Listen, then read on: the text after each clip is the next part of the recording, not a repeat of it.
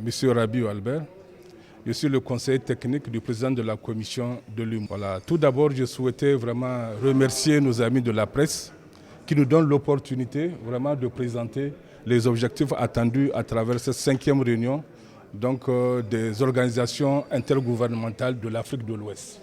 Rappelons brièvement le contexte, c'est qu'au niveau de l'Afrique de l'Ouest, nous avons une trentaine d'organisations intergouvernementales qui interviennent au niveau de la région. Et on a constaté, on a relevé le fait que deux fois, effectivement, il y a un chevauchement, il y a une duplication, il y a même des compétitions entre les OIG quand elles interviennent. Donc c'est pourquoi les chefs d'État et institutions nous ont demandé de créer une plateforme. Et c'est pourquoi on a signé un protocole d'accord qui permet de créer plus de synergie, plus de complémentarité et créer des économies d'échelle pour qu'on puisse rationaliser les ressources tant humaines que financières que nous disposons.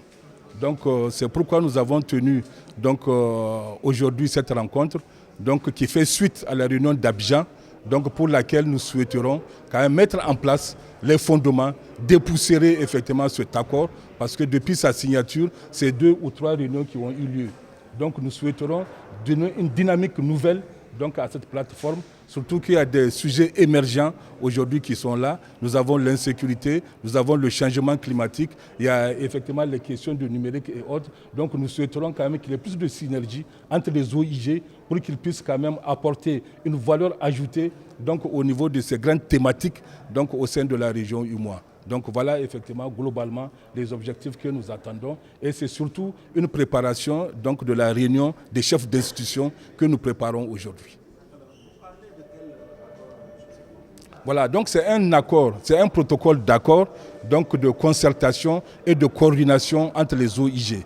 Donc les OIG qui sont signataires, nous avons 8 OIG aujourd'hui. Donc nous avons en dehors de la CEDEAO et de l'UMOA, nous avons le Conseil de l'Entente, nous avons l'autorité de l'Iptako-Gourma, nous avons le CIRS, nous avons l'organisation du corridor Abidjan-Lagos, donc nous avons effectivement l'ALG, le CIRS, bon tout ça, donc nous avons 8 OIG aujourd'hui qui sont signataires et qui se retrouvent aujourd'hui pour pouvoir assurer une meilleure coordination de leurs interventions pour apporter plus de valeur ajoutée au niveau de la sous-région.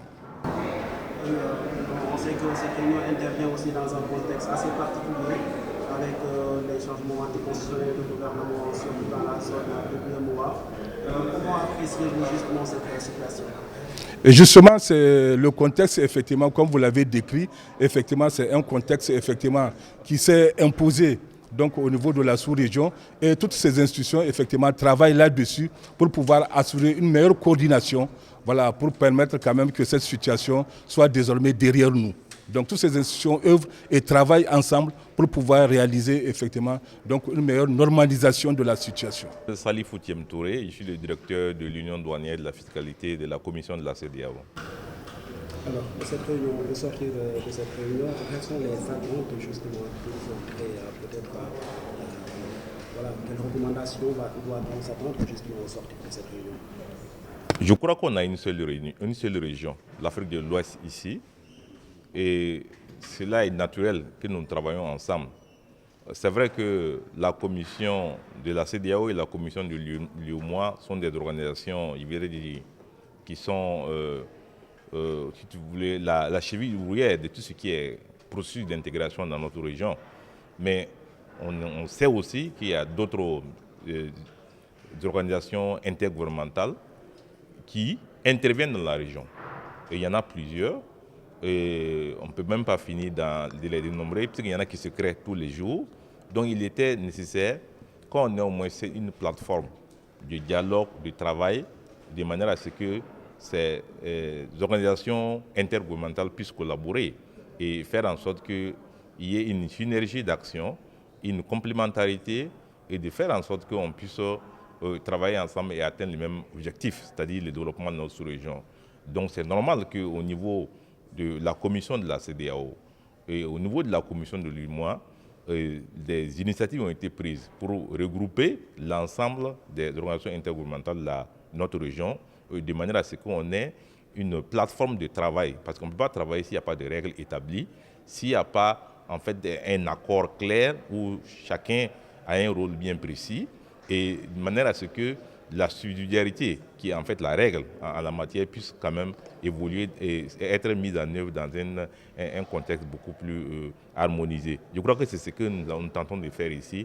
Et les deux présidents des commissions de la CEDEAO et la commission de l'UEMOA tiennent à ce que cela puisse se réaliser dans les meilleurs délais. Je pense qu'à l'issue de nos travaux de 2 jours ici, 3 ou 4 jours ici, nous allons pouvoir finaliser les textes et proposer ça à l'ensemble des chefs d'institutions de ces organisations intergouvernementales pour qu'une décision soit prise sur la manière de travailler dans le futur dans notre sous-région.